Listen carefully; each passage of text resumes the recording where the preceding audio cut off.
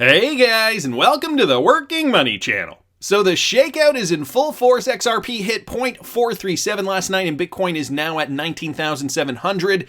Don't lose sight of the grand picture. This market is bullish, guys.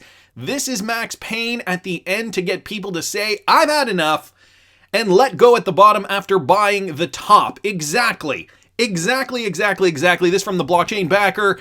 And XRP, you know, although we are feeling the burn right now, we are going to see major moves to the upside. And so this is what he's talking about. Right now, XRP is trading at 46 cents. It did go as low as 43.7 or 43.6.436. So let me just draw that for you guys here. It did go as low, so it actually went below this lower level of the accumulation zone that we thought we were going to see it rebound off of. But now we're seeing a rebound, and it's interesting to look at that in conjunction with BTC, because look at where Bitcoin is, guys, and Bitcoin's even higher now than when the blockchain backer tweeted this out. Bitcoin right now trading at about 19,854.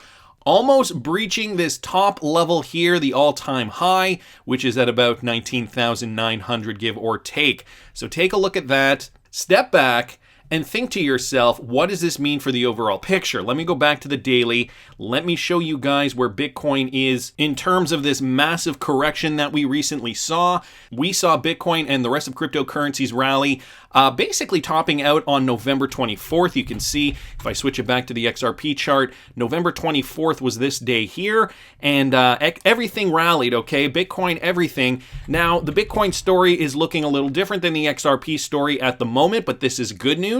If I look at Bitcoin, Bitcoin is up even higher from that November 24th high. It is up 2.12%, whereas XRP is down.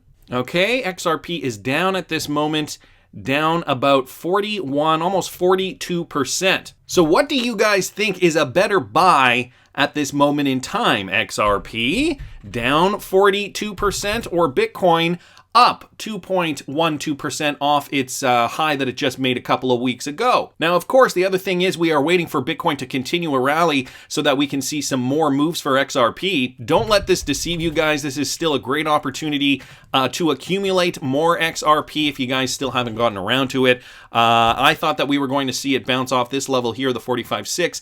It did go lower, but it is bouncing up right now, so it is above that level right now, trading again at 46 cents. Are we going to see this Santa rally? Is Bitcoin going to bring the rest of the crypto market up with it? Another thing I wanted to mention here, guys, and this from the Cryptic Poet, the number of new cryptocurrency and blockchain developers is growing for the first time since 2017. So the last time new crypto developers increased for more than 3 months was December 2017 at peak Bitcoin prices, so that was around here. And now we are seeing that, but new monthly developers grew 15% since the start of 2020. So we did see a 15% increase over here from 2019 all the way up to, we have information up to October. So this is good news as well. I think this is no coincidence. Whatever the cause and effect is, we are going to see crypto prices rise.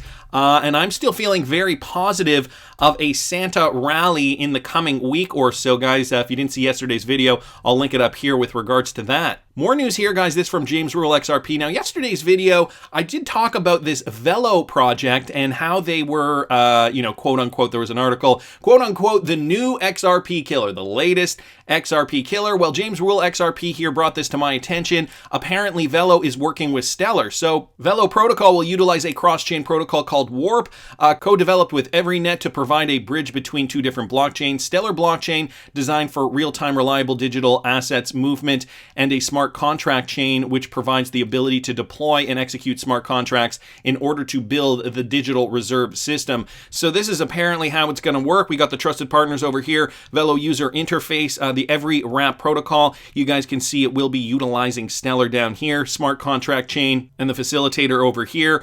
So guys, if you wanted to research that more, I'll leave this for you in the description of the video. Again, I did a video on the Velo token and how that was apparently deemed named the latest XRP killer. Of course, Ripple and XRP have everything going for it that, even Stellar, even though Stellar is a bigger company than Velo, XRP and Ripple still have the partnership, still have the support, have that driving force behind them to dominate the world of cross-border payments first, moving into more verticals even now as we speak. And again, there isn't going to be one coin to rule them all. It's a big space. There's a lot of room for everybody to succeed. I saw this from DJ Peter Vass, RippleNet News running on RippleNet. So apparently, Nium and Cebuana Lhuillier launch Quikz in Singapore. So Quikz is Cebuana Lhuillier's flagship mobile remittance app in the US and is now available in Singapore, made possible through a partnership between Cebuana Lhuillier and Nium, a global financial technology platform based in Singapore. We know Nium, guys, is a RippleNet customer. Quikz will be powered by Nium's trusted remittance as a service solution, and Cebuana, I hope I'm pronouncing that right, their huge network of payout locations in the Philippines, allowing thousands of Filipinos based in Singapore to enjoy improved convenience, security, and real-time global transactions. And just to add to that, Cebuana Lhuillier will leverage on Nium's global network and digital capabilities. Additionally, the transactions also run on RippleNet's blockchain technology, enabling users to send funds back home at a low financial exchange rate and lower fees. So recipients in the Philippines will be able to receive the money at more than 2,500 branches located across the Philippines. And then you can visit this website now if you want to learn more. So great news there, guys, coming out of the Philippines with Nium. We've been hearing a lot about Nium recently. One of those Ripple partners that just keeps forging ahead and makes their own partnerships, expanding the XRP ecosystem inadvertently along the way. Got to thank DJ Peter Vass for pointing that out. Another one here, guys, from MACKATTACKXRP. Former JPMorgan executive joins Ripple's board to provide regulatory clarity. Now, this is big news today. I've been seeing a lot of people tweet about this. On Twitter, Ripple Labs announced yesterday that it has succeeded in recruiting the former head of regulatory affairs at JPMorgan Chase, Sandy O'Connor, to the company's board of directors. O'Connor will serve as an advisor on government relations and regulatory initiatives as Ripple expands its global network and continues to push for regulatory clarity in the United States. So as we know, Ripple has repeatedly criticized the lack of regulatory clarity in the US. CEO Brad Garlinghouse even went so far as to publicly state that Ripple could move its headquarters out of the US and emigrate to a country with clear regulatory guidelines such as Japan or Singapore. O'Connor could now possibly be a key person to influence US decision makers, and it is no coincidence that Sandy O'Connor is a former JPMorgan Chase employee, okay? The former head of regulatory affairs at JPMorgan Chase brings considerable experience to the table. O'Connor has more than 30 years of leadership experience and also appeared regularly in American Banker magazine's annual ranking of the most powerful women in banking.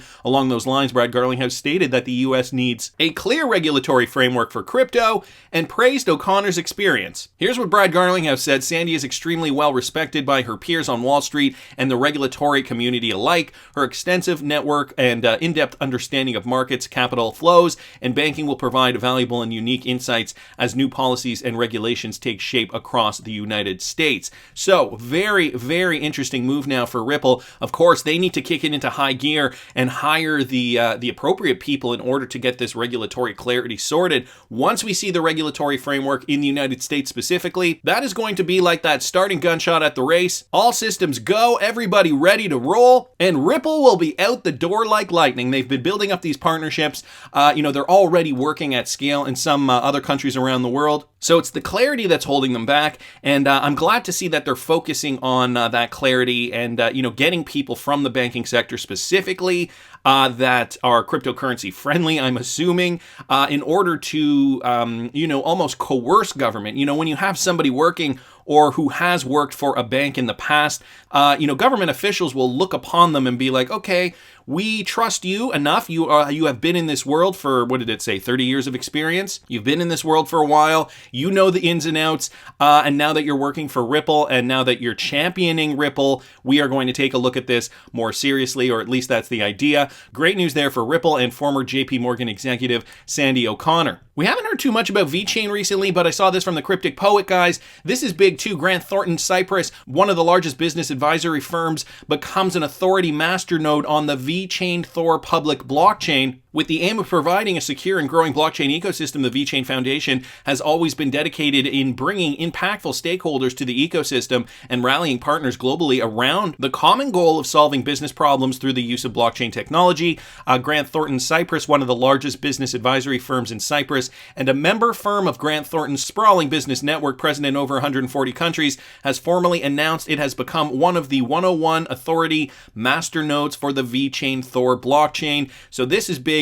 Earlier this year, VeChain and Grant Thornton Cyprus announced an official partnership with a joint intent of providing and expanding services related to the implementation of blockchain solutions for both local and foreign businesses. So Grant Thornton, guys, look them up. A huge company globally. They are partnering up with VeChain, or rather have partnered up with VeChain, and now they have confirmed that they will be one of the masternodes, or have one of the masternodes for the VeChainThor blockchain. So great news there coming out of the VeChain camp. Of course, utility is going to be king in cryptocurrency. Adoption is going to be king for cryptocurrencies that will hold value in the future. Full disclosure, guys, I do also hold some VeChain on top of XRP. Want to keep moving on, though. I saw this from MARTINCPVALK, and I thought to myself, what's going on here? So Spark trades at $1 US a token on leading Indian crypto platform Giottus. Thanks so much, Martin, for tagging me in this. I want to read this further for you guys. So Giottus, which is India's leading and most innovative cryptocurrency trading platform, enabled the world's first trading of Spark tokens from the FLR network on its trading platform starting on December 12th. So this is the same Spark tokens that are going to be distributed by the FLR network. Although something occurred to me while I was reading this, we don't have our Spark tokens yet. So how is this even possible? All the users who held RippleXRP on Giottus' platform got 15% Spark tokens as part of the FLR airdrop. Giottus supplemented this by giving an additional 5% of Spark tokens free to all eligible users. So more than 15,000 users have since traded Spark on Giottus with each other on average, doing more than 2 transactions. Spark tokens price varied as expected as the market reacted to the growing demand for Spark tokens. Spark token price hit an intraday high of $2.30 US, more than 4x the value of Ripple's XRP token on which the airdrop was based. So there's been an overwhelming response for Spark trading on Giottus, this coming from co-founder Vikram Saburaj. There seems to be a lot of excitement among the community for Spark tokens than we initially thought. We are noticing more momentum being built up and expect the trades to multiply in the upcoming days. So I went back to this tweet thread here. XED down here talking not about Giottus, but on the Celsius network, had some XRP there. Price was $1, then it was removed. So we have FLR networks here, and it looks like this is how much FLR he has in this in his account, or rather Spark tokens in his account, 350.45882 Spark, which equates to $350.45. So trading at roughly $1. Interesting to note that it is also occurring there on the Celsius network. I wanted to get into this. Fire Dragon says, how can this be if it hasn't even been distributed yet? Am I correct? So Walter Black says it's IOUs. Be careful. And so this is the thing. FLR networks, can you confirm this? Interesting. Looking forward to receiving my Spark next year. So it's looking like it is IOUs. As I keep reading down these comments, important to make the distinction that these are IOUs. FLR token will not be distributed until the mainnet, guys. So IOUs, not the same thing as actually holding the cryptocurrency. Daniel Barry down here says, I asked my Indian friend and he said it is on the market for around 50 cents now. Of course, the price will fluctuate based on supply and demand. We also got Howard Moon down here saying, we would like to mention these are IOUs credited to users in advance before the official distribution of Spark airdrop by FLR networks.